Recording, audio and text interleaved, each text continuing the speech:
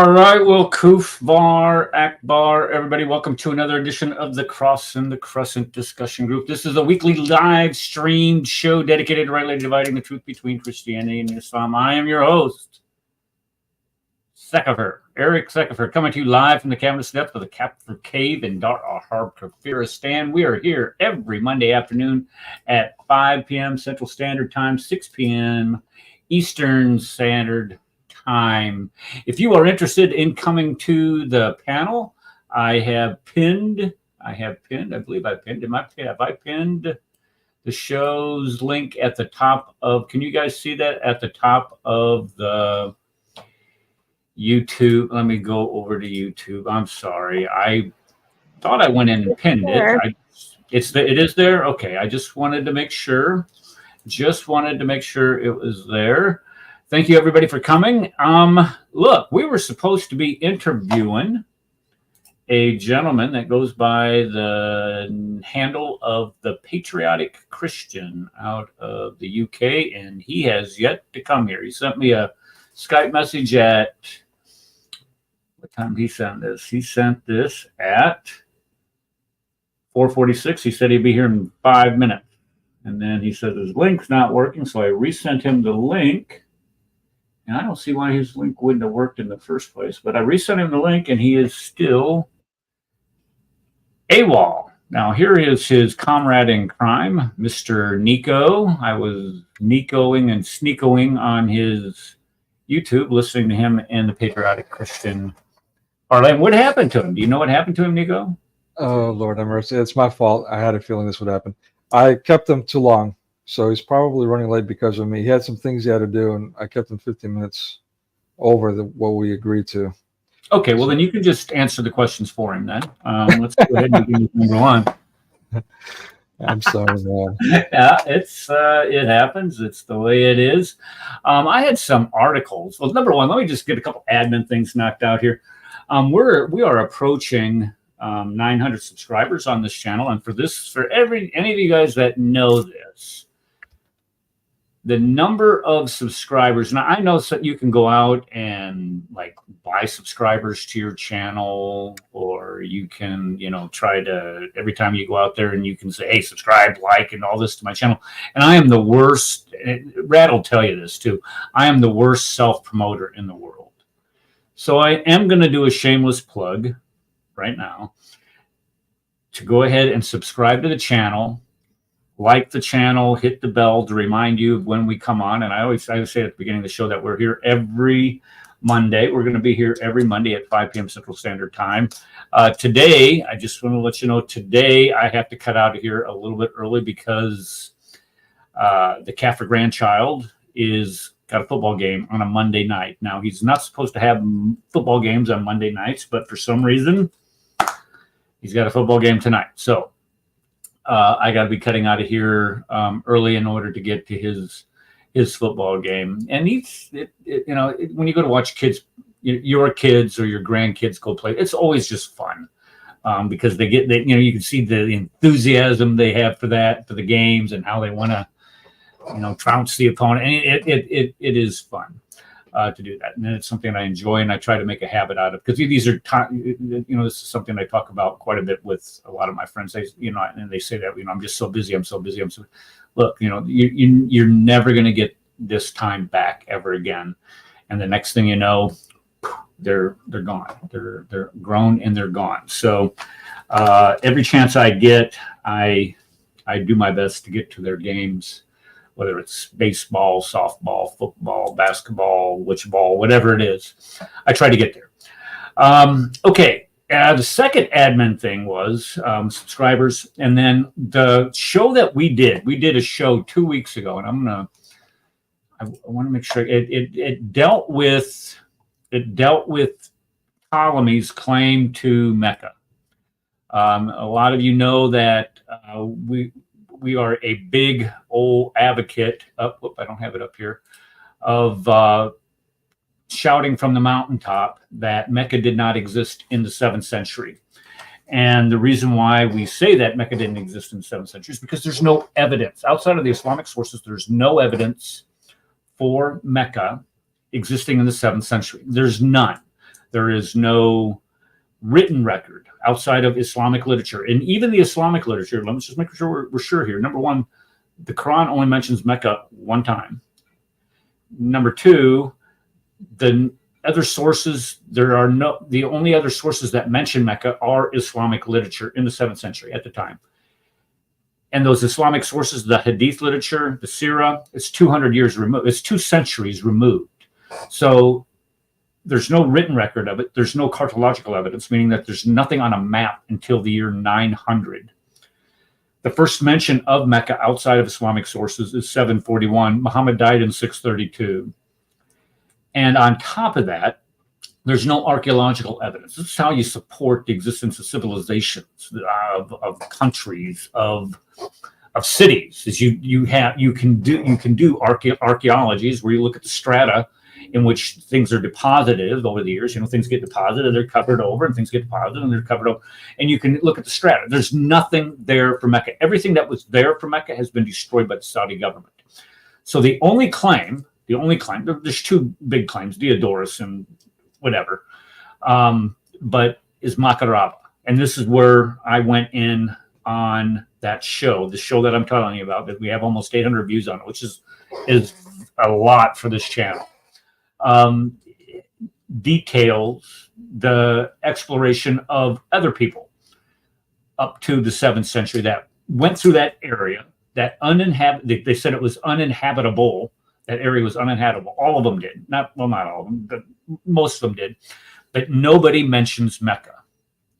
And that's what that video was about. So if you get a chance, you go over and you watch that video, and I provide all kinds of sources, citations, maps. If you want a copy of the slideshow, again, I am not greedy.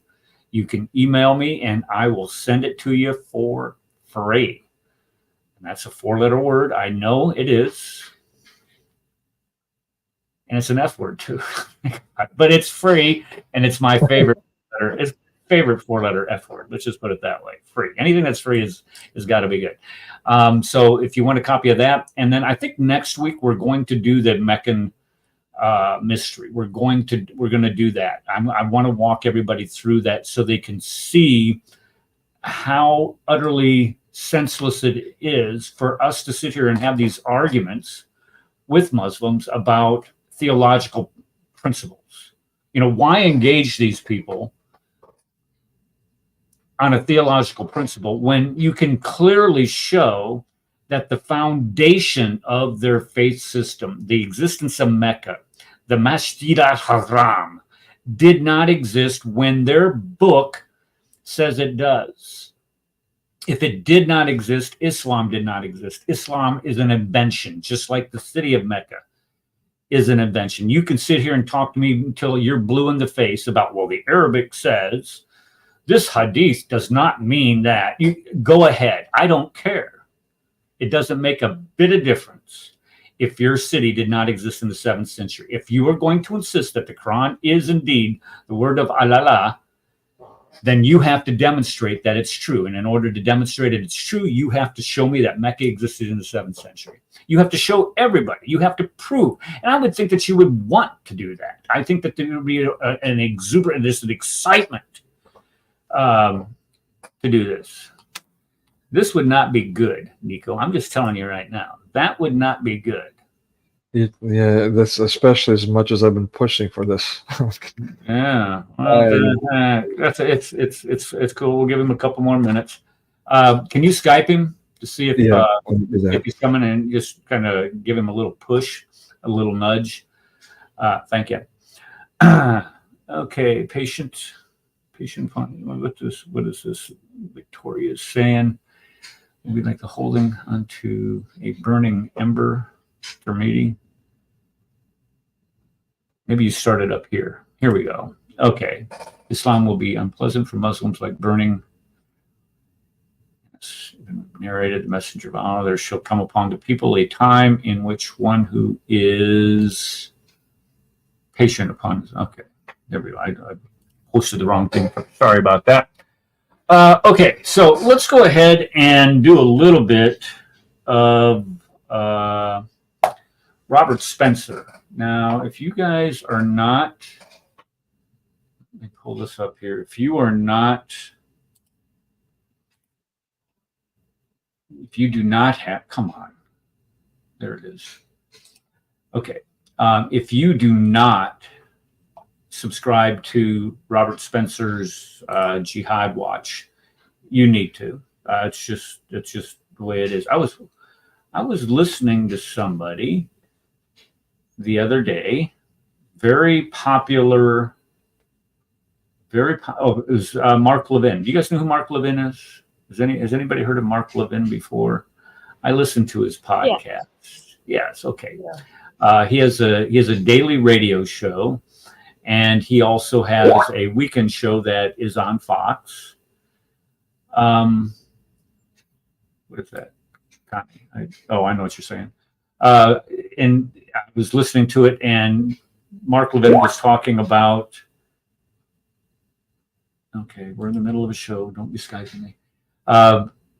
Mark Levin was talking about the Islamic jihad waged on Israel and this, that, and the other. And he mentioned the writings of Robert Spencer on it. So Robert Spencer's well known, even in, I mean, a lot of us, okay, my whole internet is down. I just got a message from the Patriotic Christian. Yes, still not working. My whole internet is down for some reason. Only the data on my phone is working. I just resent them the link. Maybe that'll help. Okay. Okay. All right. Maybe he'll get it. It eventually happens, and and I get it. Anytime that we deal with people across the pond, it's 11 o'clock there, and I don't know about you guys, but 11 o'clock I'm asleep. Yeah. If I'm up at 11 o'clock, there's got to be a special reason. I'm normally in bed 9, 10 o'clock at night. All right. Yeah. And I've got to say, it might be peak time for the internet there. Maybe that's playing into it. I don't know. But I also got to take advantage of this opportunity and remind everyone this is exactly why we don't jam microchips into our brains or anywhere else. You want to be in mid-sentence and going, "Hi, Mark," and your internet cuts off. Anyway. Yeah.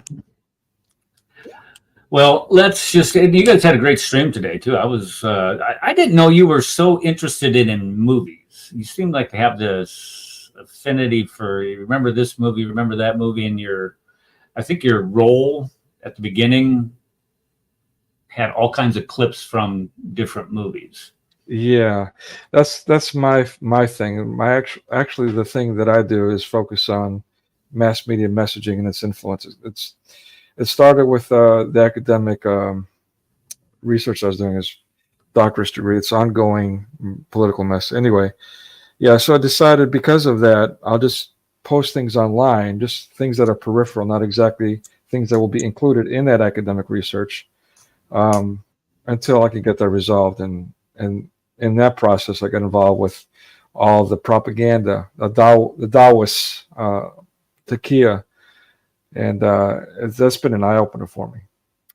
I mean, back in 2015, I had got involved. I was in Greece doing this stuff, and I got involved with the historical mass migration of Muslims and what I call the front lines. I mean, they're going through Greece from Turkey into the rest of Europe. And I went in there with the mass media mindset. The Muslims are misunderstood, and it's a religion of peace. It's an Abrahamic religion. All these things I believed.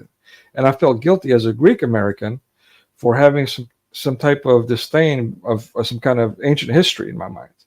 And so I took an opportunity to go volunteer and soften my heart and that kind of thing.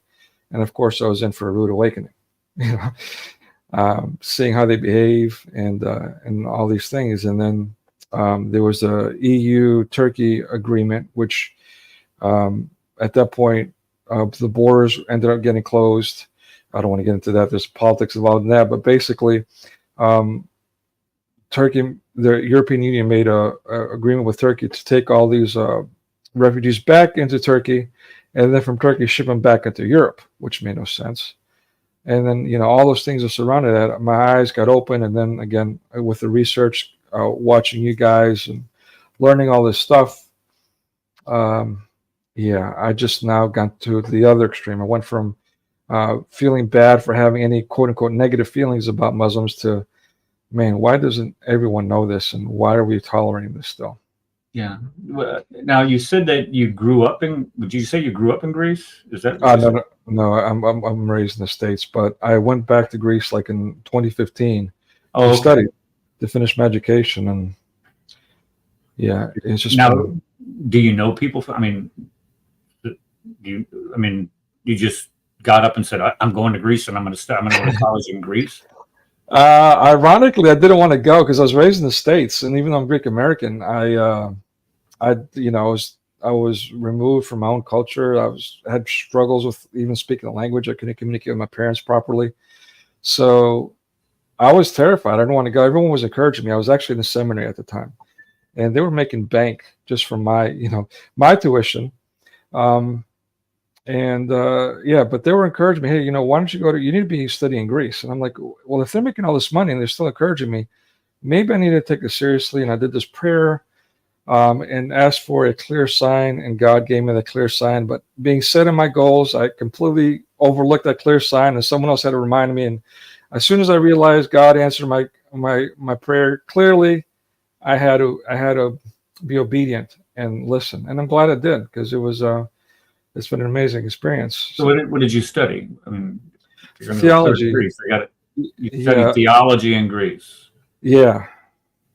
Is there some type of special monastery there that you went to, or some type of special Well, college that's only it was Eastern Orthodox? Or let's call it a state university. In Greece, it's the most recognized university in theology, but also like in European countries, they would come abroad for that. But really, I mean, honestly, I don't know. I don't know what to tell you, Eric. I will say this: like I've learned a lot. I've experienced a lot. Like I just mentioned, the whole Islamic thing. I ended up doing what I'm doing now, which has been a blessing. So by being obedient to that prayer, even though I was literally mad, I was like a little boy, like a spoiled boy. I was like mad at God for making me go to Greece to study. I've got a goal. I've got the seminary in the States. I got all these plans, but yeah, I bit the bullet, so to speak, and I listened, and it's been an amazing experience since. Hmm. And so, what is the relationship between Greece and Turkey today? I mean, if they're part of the They threaten EU and the NATO, what? they threaten every day, like they do. They encroach on the borders and all that, because Greece wants to control the Mediterranean, and of course Turkey wants to control the world. Who So controls Cyprus? Who's in charge? Who are they only autonomous country there? Or I don't know if you like my answer or not, but who controls? I would argue that UK and the US controls Cyprus. really? But yeah, they're the ones that established Cyprus as an independent nation under Ottoman control. I mean, it's mostly run by Turks. So it's Okay. Cyprus is currently run by Turkey Okay. mostly, But they're supposed to be their own autonomous country. Is that what you're saying? according to the quote unquote the West. According to the West, I But they're mean, not. nobody. Yeah, it's an occupied island of Greece, but nobody recognizes it that way. Nobody. Hmm. What about Crete? Crete's the next one up. The Crete is going to be the next Cyprus. Yeah. I try to figure out some of the geopolitical connections in that region, and I don't know. I just don't have the attention span to pay attention to how it all works out. But I know there's always been conflict between the Greeks and the Turks because of Islam, and Islam ruling Greece for however long it was, and its encroachment through that region. So I get it. But yeah, it's a hot mess, as we say. That'll exactly. Just being in those countries, just being in Islam. For example, I went to it when I was in Iraq. I saw some of the most horrendous things. I'm not talking about with war and fighting and stuff like that, but just the way that the abject poverty and the way that this true statement. We're convoying out to the western border of Iraq, a town called Sinjar. This is out by where the Yazidis got all hung up. And as we're going out there, and I mean, it's 120 degrees. And anytime it's 120 degrees, I don't care if you're in the shade.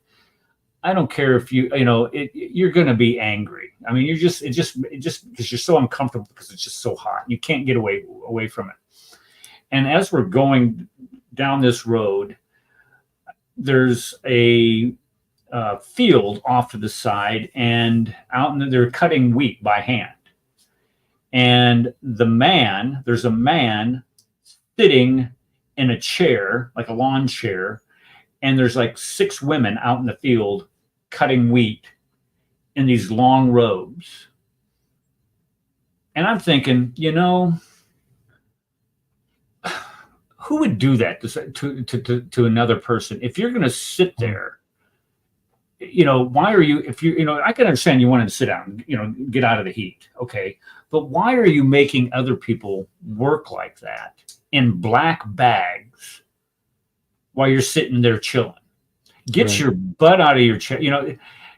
Some of those times you just want to go up and you just want to kick somebody. Not that I ever would. Not that. Okay, because I don't want to get banned on YouTube. But you want to kick them out of that chair and say, "Get your," Yeah. You're that culture. Until you experience that culture firsthand and see it with your own eyes, you don't develop that innate anger when dealing with it. Exactly what I'm trying to thank you for. And of course, we're speaking metaphorically here. We're not actually literally meaning doing these things, but metaphorically speaking, I completely relate. Like, when I saw them, like they literally, my God, you just have to experience it to understand it. Right. They literally take the food out of the mouths of babies and women just to be greedy. It's insane. You've got to see it to believe it. I mean, it's not like we had so many people going through on a daily basis every day. I mean, we're talking about hundreds, if not thousands, every day. So you would think there would be an issue, and I can understand maybe their concern or whatever, but we had plenty of donations. And Greece was going through its historical economic crisis, well documented and discussed, but there's still, I mean, there was plenty to go around. Regardless, you would see them. They would even take other women's babies so they could get in the front of a line to get seconds. Who, men would? Yes. Really? I know that. I know this sounds like a small thing, but if you were there, you could see the people, the women going, traveling for days, God knows going through what. And then these guys doing that without even having a need. Like I said, we had plenty to go around. I don't know, man. And again, another small thing it would seem, and I had pictures.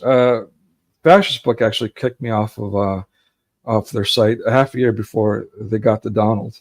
But and unfortunately back then I was even more financially struggling, so I didn't make backups, unfortunately, of these things. So a lot of my videos and firsthand pictures of that stuff got lost, and I've been looking for whatever I can. But anyway, just to see, they would take brand new clothes and just literally just toss it. I mean, there was like a war zone of just littered brand new clothes. They didn't care. We're talking about donations from people that Greeks at the time, again, historical economic crisis, they had people starving to death jumping off the roofs, yet they're taking in their historical enemy, arguably literally giving the clothes off their backs, and the Muslims were just trampling it underfoot.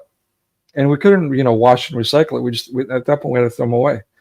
So again, it sounds like small stuff, but it speaks to the spirit and the nature of these people, regardless of who they are, whether you want to call them extreme or, the nice ones or whatever.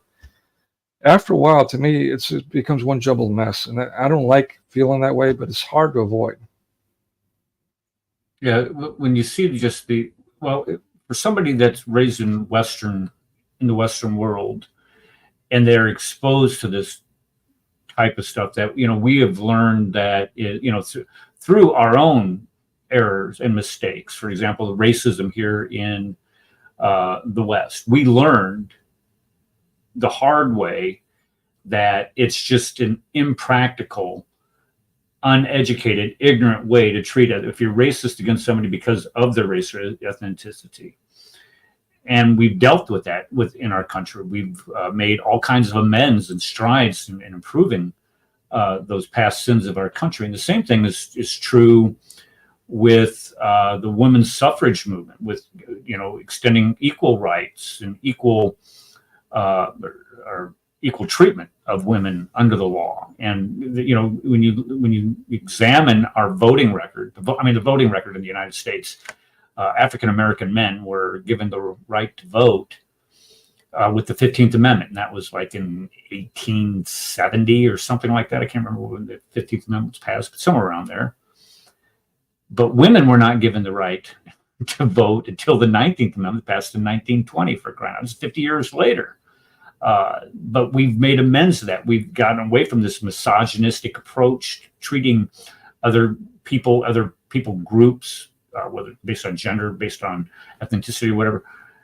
You don't have that in those Muslim countries. They still treat people. I mean, you look at Saudi Arabia and the way that they view their help, their domestic help that they bring in from East Asia. They treat them almost as slaves. They take away their passports and treat them terribly. And the same thing with Africans, the way that they view people from Africa, even if you are Muslim. They call them abd, which means slave. So, when you start experiencing these things and you start looking at, how these things firsthand, it stokes this anger, this angry attitude within you. Okay, so I sent another message to our friend, the Patriotic Christian, telling him to reboot and that we need him here. That was 14 minutes ago. Still hasn't rebooted. And Rad, where in the heck is the Rad? I sent him a message. Where you is? I mean, he was the one that was one of the first voters to switch the show from Sunday to do it on Monday instead of Tuesday. I sound like the guy on Popeye, Wimpy or whatever, trying to get out. I'd rather give you a hamburger on Tuesday and I'll pay you back on Wednesday if I can get another one on Thursday. That guy. Wimpy, yeah. Yeah. Okay, well, let's go ahead and do a Robert Spencer roll here. I got a couple articles here that I put up here. Do I still have it? Yes. Okay. This one is how the British media covered the Israeli attack on this school. Now, if you remember, the Israelis bombed a school in Gaza. And the reason why they bombed a school in Gaza is because there was Hamas holes in the school. Now, why would Hamas holes hide in a school, might you ask? Well, they're cowards because they believe that if they can hide behind schools, hospitals, mosques, anything to shield them from having to engage the IDF in a straight fight, it might prove advantageous for them. And if somebody else gets killed in the process, well, so be it. They can tell the whole world and show the whole world how evil the IDF is. Forget the fact that they're committing war crimes themselves. Everybody seems to, have you guys been watching the DNC coverage today? The DNC kicks off today. No, I can't. Yeah. Okay. All right. And have you seen the protests going on outside there? The DNC? I don't know if I've been kind of watching it most of the day. And these people who are protesting, I mean, these are what these cowards, this is almost, I would say 90% of them have masks on their face. You flipping coward. If you feel so strongly about your cause, why are you hiding your face? Why are you doing that? If your cause is so righteous, if your cause is so just, why are you afraid to put your persona out there? Why are you afraid to put yourself out there? And the answer is because you're a coward. You are not only a intellectual coward, but you're also a moral coward. Somebody who wants to sit there and spew their anti-Semitism, their anti-Semitic remarks, condemning an entire nation, a people group who are just trying to protect. I mean, if you think of what the Israelis are trying to do, they have a country, a kind of 2 million people sitting on their southeastern border or southwestern border. 2 million people. 99% of them are committed to the death of Jews. And they're told to live with it. And in this country, you have an organization whose charter says that their main goal is to destroy Israel and to remove Jews from the country of Israel, or that region, Palestine, whatever they want to call it. We call it Judea and Samaria. How do you live with somebody like that? What do you? Well, I mean, you do know it's just pure hypocrisy. It's what? Pure hypocrisy. Yes, well, that's exactly it. It is hypocrisy. That's exactly right. That's nail on the head. It's for me, but not for thee. Mhm. That's the mindset. Yeah. Well, this is what the Jews have to deal with. These guys, they attack their country. They kill 1,200 of their citizens, take 250 some out of them into Gaza as hostages.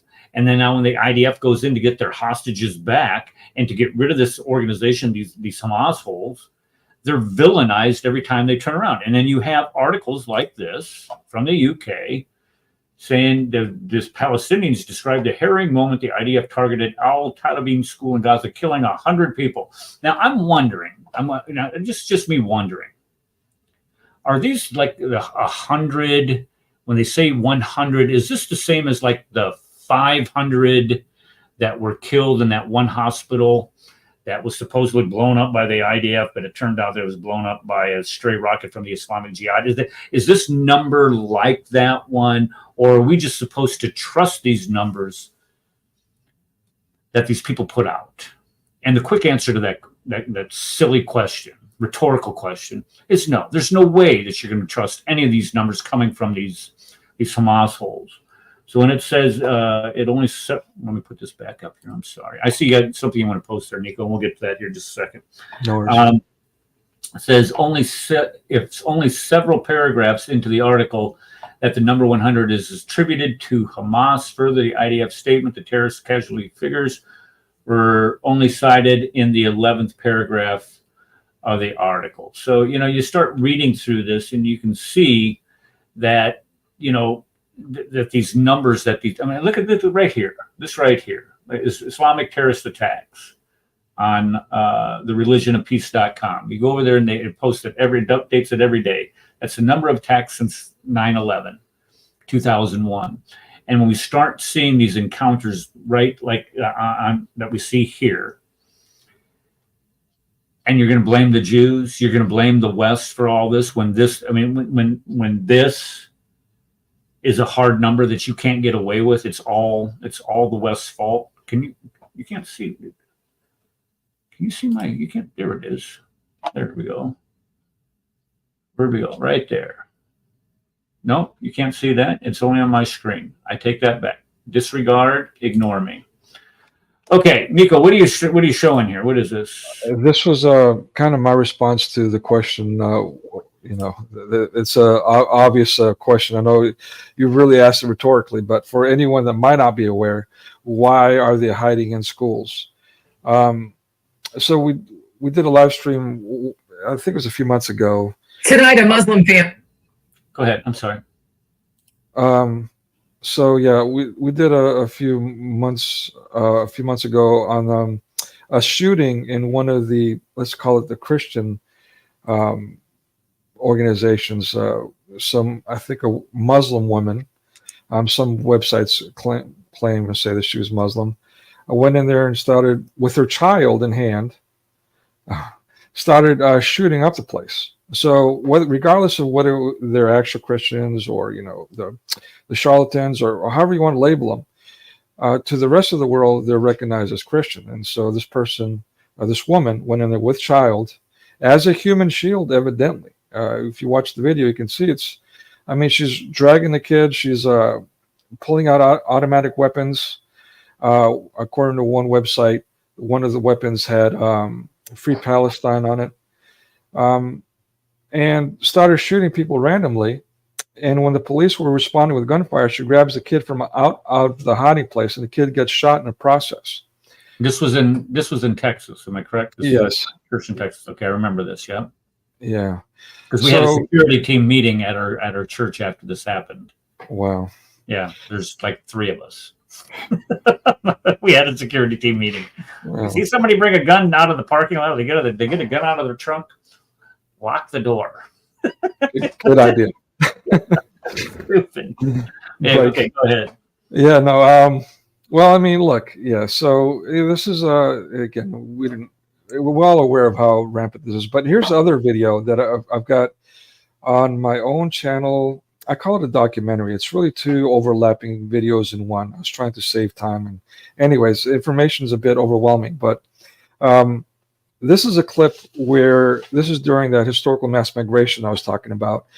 These Muslims are trying to fight through the borders. I'm assuming this is like in Yugoslavia, or I'm not sure. So what you'll see here, well, let's pictures with 1,000 words. Let's see for yourself here.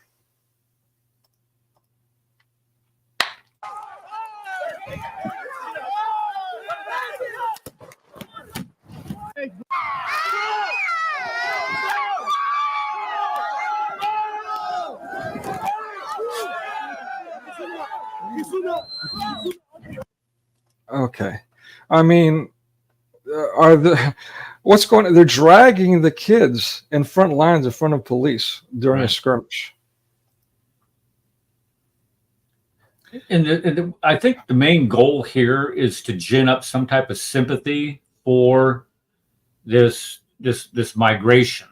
These people trying to, and let's just face it. These people that are doing it, and here when I think of all these kids coming up from our through our southern border, and being placed throughout the country, however, and the reasons for them to come, the environment that they have to come from, you can't help but to have pity and empathy and sympathy for these people. You just can't help it, because you look at how we live here in the West, how we live here in Kafiristan, and how good we have things. If you've never been overseas and you haven't been, I lived in Panama for 4 years, and you want to see abject poverty, I went to, Mosul, Iraq, Caliphar, where abject, you want to see poverty, that is it on display. And the saddest thing I saw when I was in Iraq, where I was, you had these huge grain silos, and we were there in the fall, and the trucks would be bringing in the wheat or the grain from the harvest, and the lines to get to the elevators to get that into the silos was miles, literally miles long. And so a lot of the trucks would just dump their wheat across the road, and they would get checked off for it, and they would have front loaders come over and scoop it up, put it in the trucks, and take it over when they had time. Well, one of the saddest things that I remember seeing was there's a father and a child just holding on to his robe, and as you go over down the road where they were going back in across the street there, the trucks would hit bumps and wheat would land on the ground, and he was over there scooping up this wheat into like a Walmart bag. They don't have Walmarts, but like a Walmart bag. And he's got his kid there, and this is how he's feeding his child. And it tears your guts out watching this. So when we see this video of these people trying to use their children, as a ploy, break into somebody else's country. Your heart goes out to the kids because of the environment that these kids grow up in, these hellholes that these kids, literal hellholes that these kids that they grow up in. You want to be able to provide, to reach out and help them, but you cannot, because then you would have to take in the entire world, and we just cannot afford to do that as a country. And when they use this type of propaganda against us, what they're doing is, I have an intellectual side and I have my heart-filled side, and of course there's going to be conflict there, but intellectually you just can't do it, and also that the reason why the place that they come from sucks so bad is because of Islam. That's the reason why it sucks so bad wherever they came from. All right, I'm off my soapbox. I'm sorry. No, don't apologize for that. That's great. No, let me reinforce that. I'm so sick right now thinking about all the pictures, the firsthand proofs that I had of all the things that you're just talking about. All these, some would argue it's anecdotal, but regardless, I mean, so you would see journalists show up, and they would do crazy things, like get in this crazy crevices on a tree, hanging on a branch, almost about to fall off and die, just to get the perfect framing for the perfect shot, to make something look like a certain way, so they could put their heading on there, the captions, and push the propaganda. You would see spray painting of all these refugee camps and facilities being built for them. Of what was it? A show solidarity. You were seeing that years ago. So this was starting with the NGOs. The NGOs that were coming in there, and they were organizing riots with the Muslims and anyone else local that was the not right, the left or whatever. They were organizing things on Facebook and directing people to set things on fire and all kinds of devastation. Again, as we're seeing here, they're dragging little children and women to the front lines so they can get their little videos and capture it and have their, Ronnie King moments. Let's call it that. Forgive me for putting it that way, but to put it in perspective, it's pure propaganda. It's gaslighting is where yeah. And it's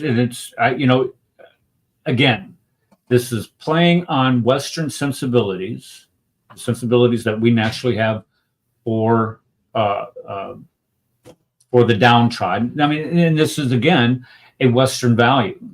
When we think about the Western values and how they're all predicated on the Judeo-Christian principles of doing unto others as you would have them do unto you.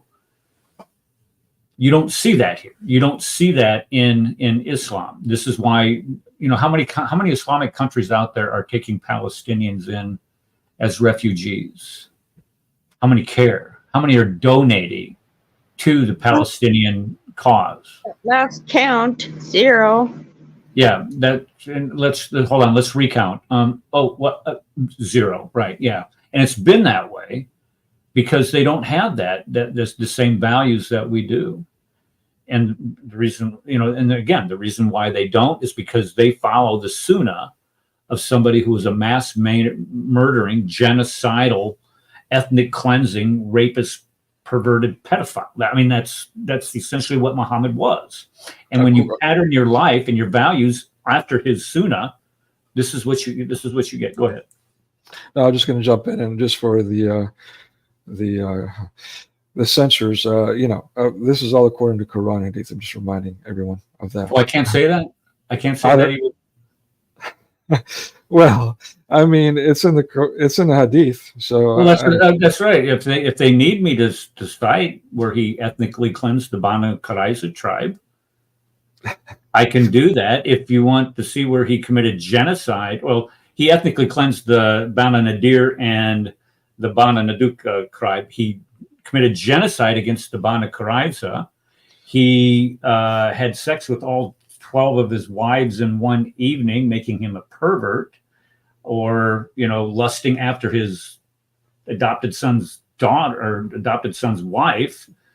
And then, of course, you know, the most famous one was say that there is a big problem in Islam. It's written in the Hadith. She was 9 years old. She was 9 years old. That wasn't exactly a clever move, mate, was it?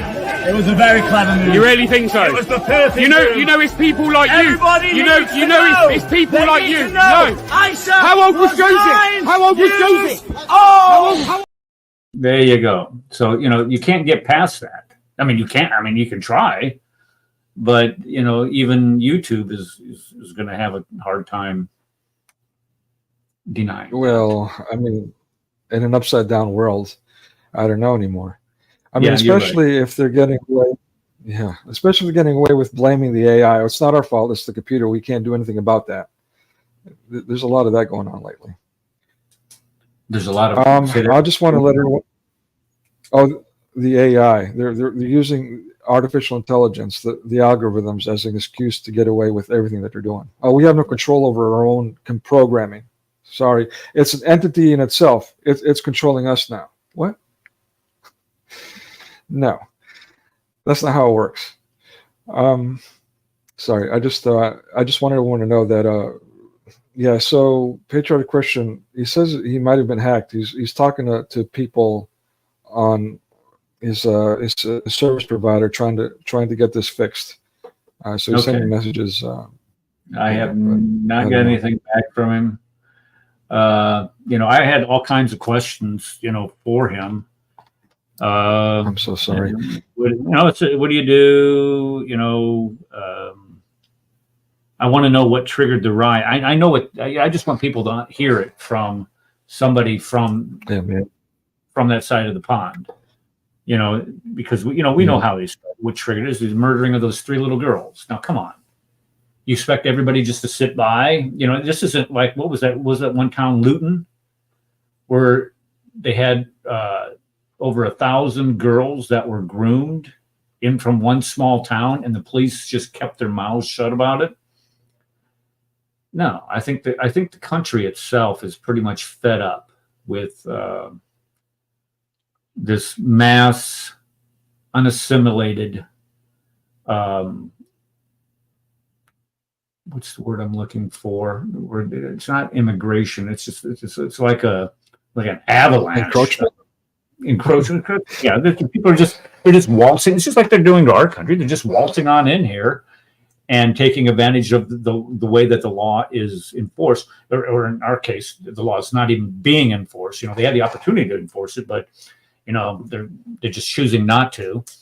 And then when they come in, they're balkanizing themselves, living in these enclaves, in which creates this separate culture. It's unassimilated culture. They're not enculturating themselves to England, and then they grow up hating the country that they're growing up in, and treating the citizens, the indigenous citizens of that country, like what's 98.6, the most what do they call that? 98.6. We are the most something creatures.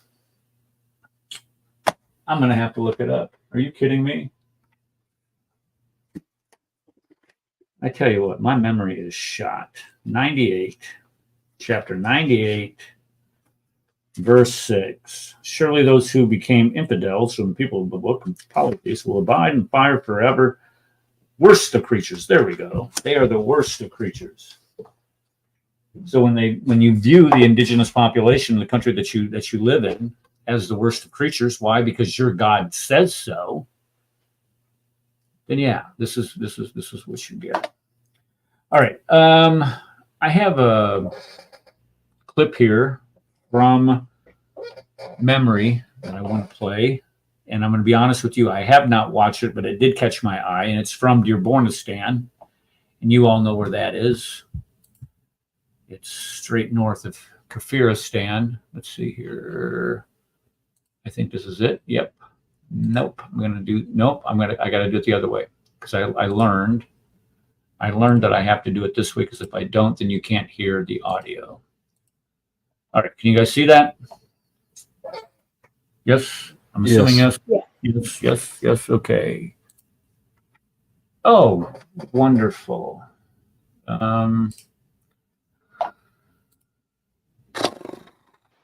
Well, now we can't. Why does this always Murphy's happen? Law. Why does this always happen to me? Okay, let's go back to it. Nobody knows the troubles I know. I've seen. Day, you know? Yeah, here we go. All right. Tell me if you can hear this. Can you hear that? Loud and clear. Yeah, loud and Yes. clear. All right, here we go.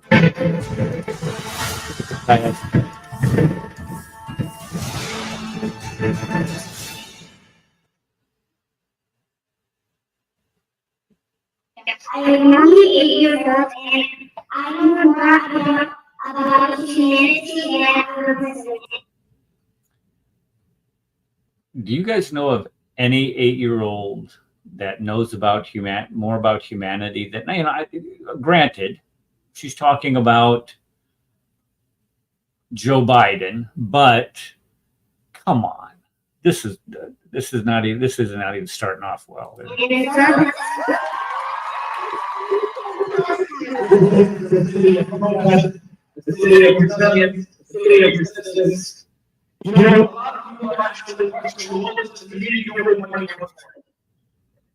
have a choice between the current president or your president. And if the former president is the demise of American democracy. Why? Why is that the demise of American democracy? When we look at American democracy, democracy is based on people's representatives, people voting for representatives. I don't recall anybody voting for Kamala Harris to be the Democratic nominee for the Democratic Party this year. Does anybody recall that ever happened? I don't recall that happening. So when he's talking about democracy, Trump being a threat to democracy, he followed the democratic process. He went through the primary process. What in the heck is this guy talking about? I think this guy is probably a product of some Afghani madrasa that just made him repeat crap instead of using his mind. He's riling up his supporters to hate us, to start getting violent. That's what they're doing. Yeah. And by the way, we don't have a democracy. We have a constitutional republic. Right. You're absolutely right. We're a constitutional republic. However, we practice the democratic process, which is voting for our elected representatives. That in a republic, that's what happens. But I'm speaking of the democratic process itself. So you're absolutely right. Depends on the current president being reelected, and then not just being Okay, so the Hamas are not terrorists. Is that what he's saying? You're calling Netanyahu, who's the democratically elected prime minister of a nation, a terrorist for protecting his people. This is the intellectual level of these people. So he's going to tear down America in order to promote the Hamas. Hey, do you see who's in the crowd? Linda Sarsour. Yeah, you see that? It's who? Linda Sarsour. She's She's right there. Exactly right there. Yes, sir. She is. Oh, the Sarsour.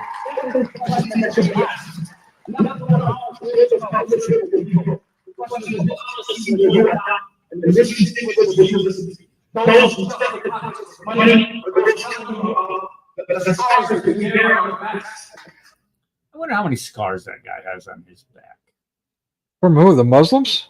And that's who I'm trying to think. Where does this rhetoric come from? And then plus, if they tear down this democracy that they supposedly live in, there is a lot worse places that there are on this earth, and that's what you want to turn our country into, is those hellholes that you or maybe, never mind, you probably came from.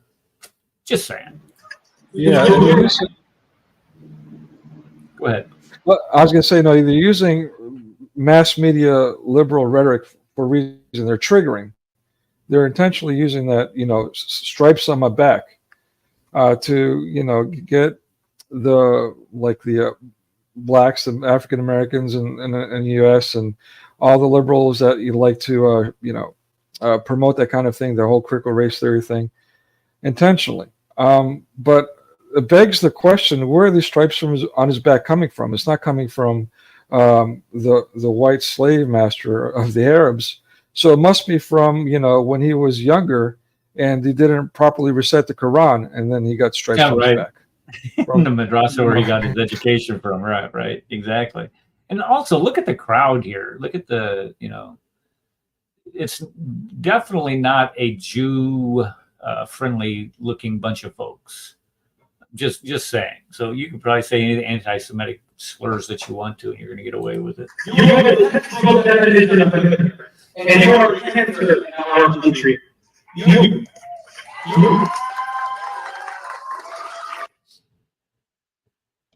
I don't think it's pro-Christian or pro-Hindu or pro-Buddhist or any other ideology. I wouldn't go there. You know what it boils down to? They keep hearing the same repetition as the same thing as what the Muslims go through. From when they're really little, they hear the same thing repeated over and over until they start believing it. Yeah, you keep telling the same lie, people are going to eventually believe it, and you yourself are going to believe it. The change is coming, and the wave of people like you is beginning to be seen. To lead the White House and the money is coming from, and the best thing politicians that we can have. Okay. So they're going to clean them and what, replace them with the best paid politicians they can have. Is that what he's saying? If not, somebody needs to rewrite this guy's script. So, because it doesn't sound like English is his primary language. I don't know. These people who are responsible for killing millions in the world without any sensitivity or any remorse. How many people is Muhammad responsible for killing? Muslims are responsible for killing throughout their history. 270 million. 270 million. Ed sent me a paper that pushes that up above 500 million, but let's just be conservative. 270 million. This guy really needs to examine. Never mind. They are a bunch of killers. The Hamas are a bunch of killers. The Hamas killed 1,200 men, yes, some soldiers, yes, 1,200 men, soldiers, women, and children, and raped women and men too, by the way. I think people are aware of that. They even rape men. It's how sick these people are. And this guy has the temerity to stand up and say this. They are bloodthirsty. The Hamas are not bloodthirsty. No. They're just launching missile after missile after missile after missile in Israel.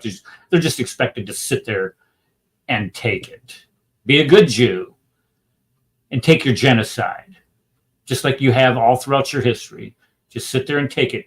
This guy is sick. And it is your responsibility to go to Washington, D.C. and came out. From the home of the Congress and from the White House. They voted yesterday, Tuesday.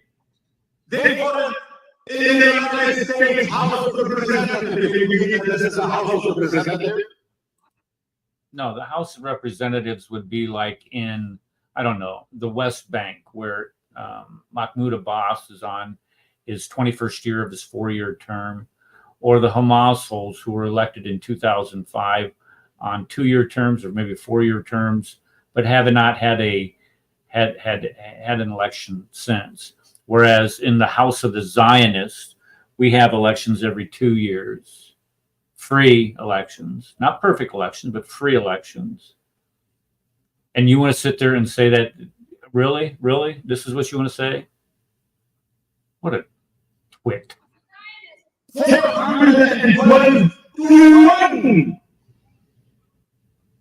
Supporting Israel and ignoring Palestinian plight. That's right. That's what thinking people do. And I don't know who the one, who was the one? Rashida Tlaib? Ilhan Omar? We are on the road for a great victory here. And also, hold on, let me back this up here. What did he say? What was the number? 412 to 1. And he was talking about the House of Representatives. Well, okay, maybe he is right then. Scratch that. And ignoring Palestinian plight. We are on the road for a great victory here in DC and there in Palestine. Let's remember next November what these co-conspirators co-criminals have done this October and November. And let's remember that no vote for Biden and no vote for Trump. Okay, I'm down with that struggle. Just go away. In November we remember. In November we remember. I don't know if you guys know Joe Biden's a liar. No, he's not a liar. He just can't remember what he's supposed to say, is all. Can I jump in on that? Joe. What? I just wanted to point out, though, in November, we remember. Again, they're twisting the reality to the exact opposite of what it should be. Uncreation, the Church of the Satanic Church of California's goals is uncreation, to the exact opposite of Scripture. We see George Orwell call it doublespeak. Some call it dialectics. I call it being split-tongued. Again, we see it all through the leftist or liberal media. They're always saying the exact opposite of reality and pushing it. And even taking something like the November attack on Israel and twisting it around and perverting it. Like, it's just, I don't know, beyond words. Sorry, I just had to throw it. It's sick what these guys are saying here. I mean, I can see why Robert Spencer posted this, because it's so twisted and beyond the truth. I mean, this is what people whose entire lives, when we think of Islam, of course, you have Muhammad, and they're supposed to pattern their lives after what Muhammad did. And you look at what Muhammad did during his life, and you're supposed to think that is good. This is what it does to your brain. It just completely removes any sense of a moral compass that somebody could have. And I've said it several times on the show, if you follow the Sunnah of Muhammad, you're going to land yourself in prison, because people can clearly see the lack of morality that this man had and the crimes that he committed against his fellow mankind. And this is what it does to your brain. This is a great example of what Islam does to somebody's mind. It just completely distorts reality and the truth. There will be a permanent ceasefire. I'll tell you why. Because the state of Israel already lost war. They lost the war. Has she actually looked at this? I mean, you can't really believe your own. Does she really? They lost this war. And remember, it doesn't end at a ceasefire. A ceasefire is the bare minimum. It ends until we see the dismantling of the terrorist racist state of Israel. That's exactly, okay, right there. That's the nail right on the head right there. It doesn't matter if there's a ceasefire. It doesn't matter if the hostages are returned. It doesn't matter if they give them their own land. It doesn't matter if they give them their own autonomy and control of their land. It doesn't matter where the right of return. Right here, it says right here, the dismantling of the terrorist racist state of Israel. Throw them all in the ocean. I'm not going to say, oh, we're done watching that. We're done. We're going to be done for the day, guys. I'm sorry that our friend Patriotic Christian. Can I jump in real quick here? What's that? I would like to turn that the statement. You don't understand because you don't know Arabic. Well, I'm going to put that right back at the Muslims. You don't know Arabic, so how do you know what you're saying when you recite what you're told? Well, that's exactly what they do. They just have to regurgitate, and that's the main thing about Muslims in the Quran. They're taught to recite it, to repeat it, not understand it, not know what it says, not know what its meaning is, just to repeat, regurgitate that filth. For example, 65:4 that says that it's okay for some scumbag, old decrepit scumbag, to crawl on top of a prepubescent little girl and call it marriage. That's what the Quran does. All right, we're going to call it a night, guys. I'll Skype our friend Patriotic Christian to see if we can schedule him for something, getting back on some other time. I get it. It's late. Nico, if we do schedule him for like on a Monday, don't do a live stream. I'm sorry. I mean, I was gonna own up to that. I mean, it wasn't the original plan, but again, you had things going on during the weekend, so we ended up, well, maybe this will be good just to roll into yours. The exact opposite happened. My apologies. We'll get him back on. I'll Skype him and see what. I don't know if he's. And to your honest members too. I mean, I really feel small right now. Yeah, it's not your fault. Don't worry about that. It was just Wi-Fi went out. And Rad, I'm gonna call Rad. I mean, he was what the heck, boy? What are you doing? I'm gonna have some words with him. Okay, yeah, we got to close it down quick because I got to get going. Go ahead.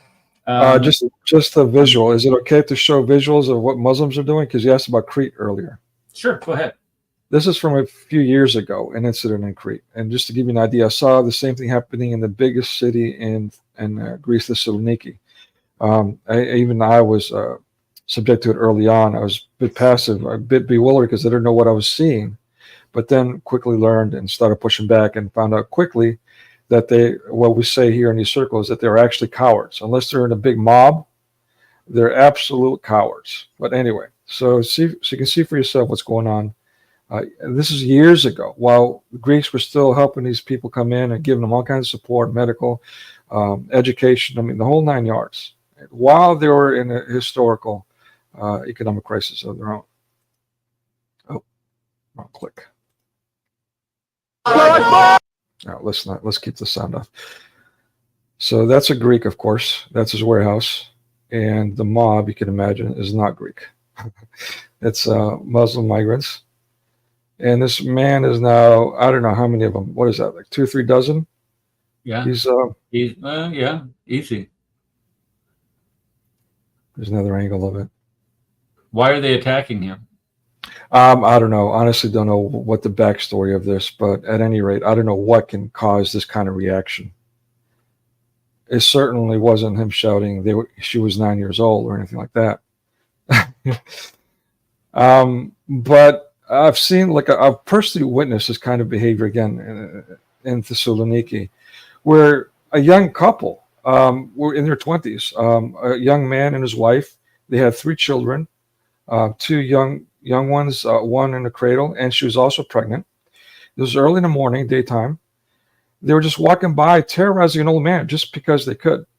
And it was I was a half a block away, and it was a young man that I first started, terrorizing this guy. And I thought, well, exactly the question you just asked? Your first question will be, well, what prompted this kind of behavior? Let me go and stop it here. But you get the idea. So what prompted this kind of behavior was my first thought. And I got close, and it was obvious, they were just pushing him around. Again, I was new to it, so I was baffled. I also know myself. This is not bravado. Sometimes I kind of lose it. I'm one of those people. So I was also scared of my own reaction. And so I decided to kind of, instead of asking the old man what's going on and stepping in, which I deeply regret not doing now, I decided to just kind of keep walking, which is a shame. But in that incident, I looked to the wife. Usually the wife is supposed to be, for us men who have a lot of, we're hot-blooded by nature. They're supposed to be our voice of reason in those kinds of moments. So I looked to her to, hey, you know what? Reel her man in, whatever the incident may be. But instead, she was actually cackling and encouraging him, the pregnant young woman. So anyway, again, I'm glad I didn't ask, because I know the old man would have said, yeah, I didn't do anything terrorizing, and I might have lost it. God forbid. But I just one of many examples that I witnessed in the city, and what you see here in this video, and on and on and on. You just have to experience it and witness it to believe it. It's just so crazy and unbelievable. But this I don't is think reality. something like that. I don't think something like that can happen in Greece. Something like that can probably happen in the UK. I don't see it happening here in the United States, and the reason why is because we're armed. I mean, you come up to the Kaffir Castle here, and try swarm. Dude, it's just, especially if you're just going to be throwing milk crates or garbage cans or whatever, trying to hurt. If you're going to try to hurt me permanently or my family or something like that, things are going to end badly for you. And the thing, this is the difference between the United States and nations like that. So when Kamala starts saying that she wants to have a assault weapons ban like her vice presidential candidate talked about, that's exactly why you can't take away our AR-15s. You can't take away our Glock 22s or whatever we use to protect ourselves. And it's these guys, they justify this behavior again by following the Sunnah of their prophet. This is what Muhammad did, and they think that we're the worst creatures, and if we're the worst creatures, you can do anything that you want to. Period. All right, guys, I really got to get going. I got a 18-minute drive and 15 minutes to get there, so I'm either going to get a speeding ticket or I'm going to be late, one of the two. But I got to get to go. Like I said, I'll try to contact our friend, the Patriotic Christian. Thank you for coming and contributing, all three of y'all. I really appreciate you. Everybody that was in chat today, again, I always appreciate you coming on. And we will see you next Monday on the Crescent Discussion Group. Have a great week.